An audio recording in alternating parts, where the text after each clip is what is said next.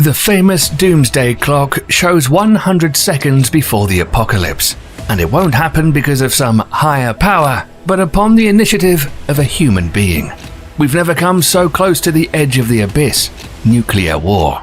One more step, and the history of mankind is over. And unfortunately, current world problems, personal ambitions of some politicians, and a lack of desire to seek compromises between governments can make this last fatal step real. And then, the Earth will face the Third World Nuclear War, in which there will be no winners. Imagine that someone pressed the red button and nuclear missiles got in the air. We will show you that humanity would stand no chance.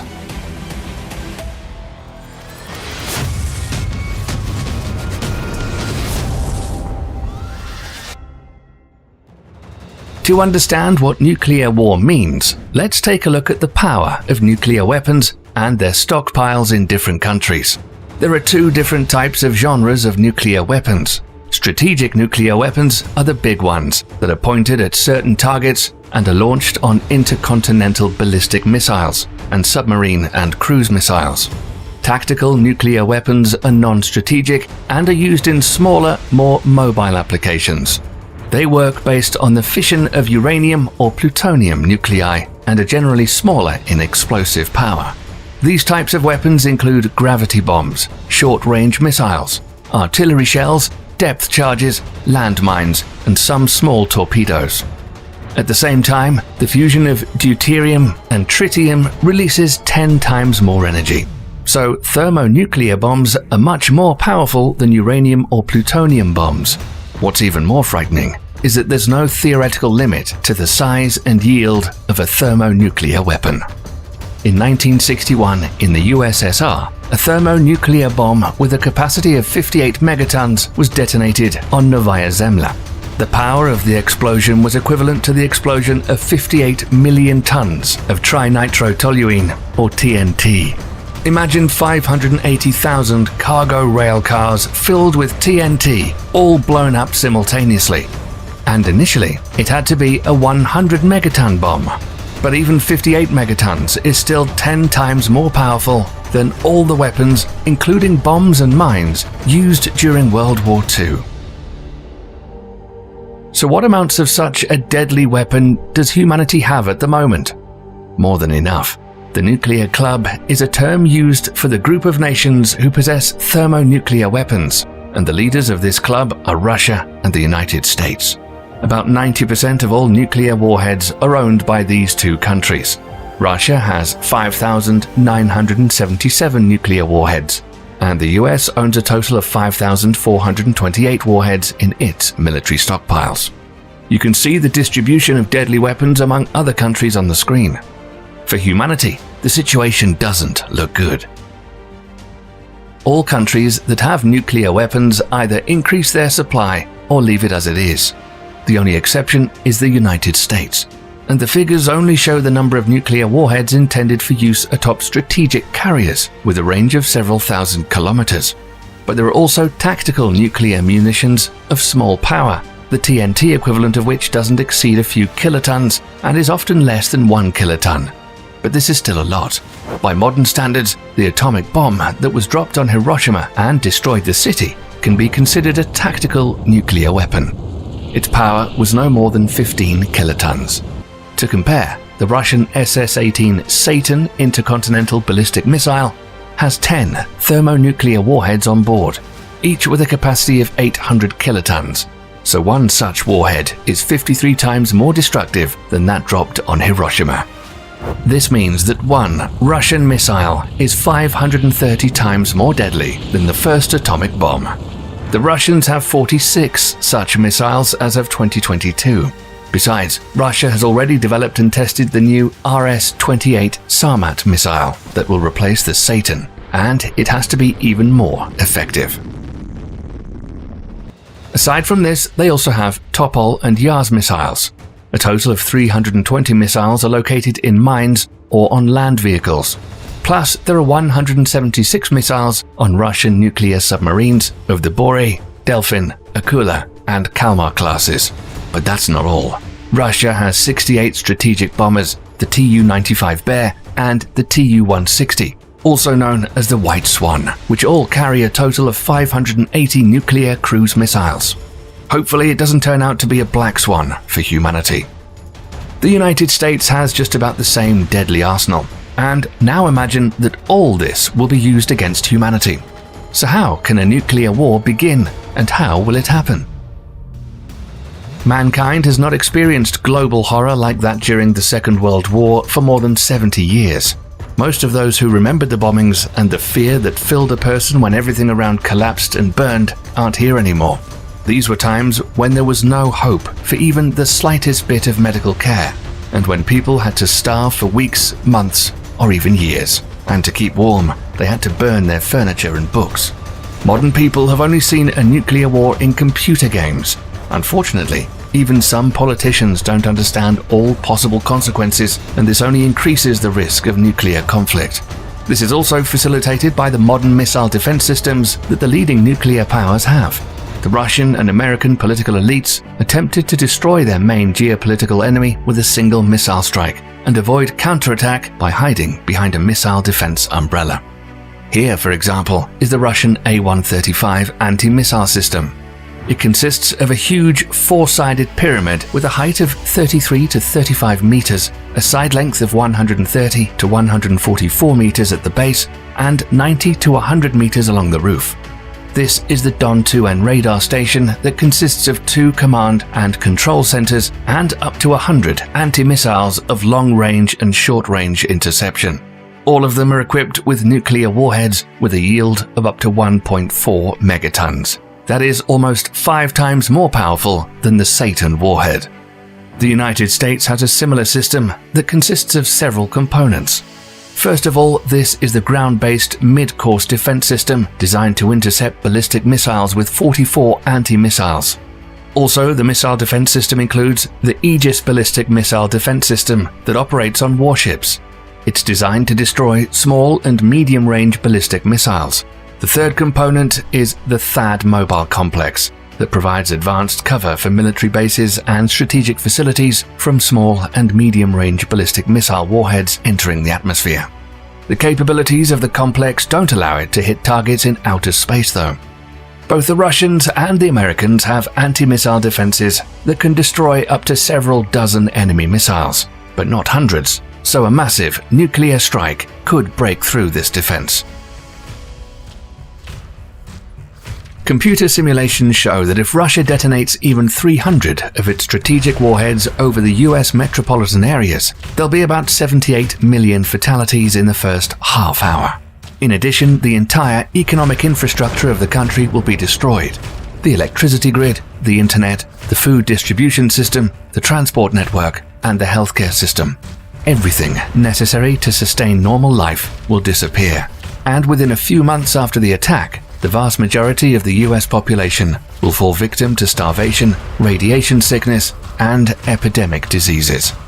The US attack on Russia has similar consequences, and if NATO is involved, the same fate would await most of Canada and Europe. Let's take a look in more detail at the consequences of a strike on New York with just one Russian thermonuclear warhead that has a yield of 800 kilotons. Remember, the Russian Satan has 10 of them. Let's say the epicenter of the explosion was in Manhattan, in the center of Times Square. During the first second, a fireball with a radius of 1.15 kilometers will cover an area of 4.15 kilometers squared.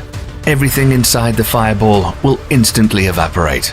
And by looking at this photo taken in Hiroshima, you can see what would happen to people. This isn't a drawing. It's a photo of all that's left of an old man with a cane. The nuclear blast from the Hiroshima bomb was so powerful that objects and people in its path left behind black shadows. The intense heat and light bleached the concrete around the shadow, but people who would find themselves in this fiery circle would be still lucky. They would perish without feeling any pain. It would happen faster than electrical signals travel through the nerves to the brain. Following the light wave, there'll be a supersonic shock wave. Within a radius of 2.02 kilometers or an area of 12.8 kilometers squared, the overpressure will be 20 pounds per square inch. Under such pressure, heavy concrete buildings are seriously damaged or destroyed, and the mortality rate is nearly 100%. In a radius of 4.71 kilometers or an area of 69.6 kilometers squared, the overpressure will be 5 pounds per square inch. This pressure is enough to collapse most buildings.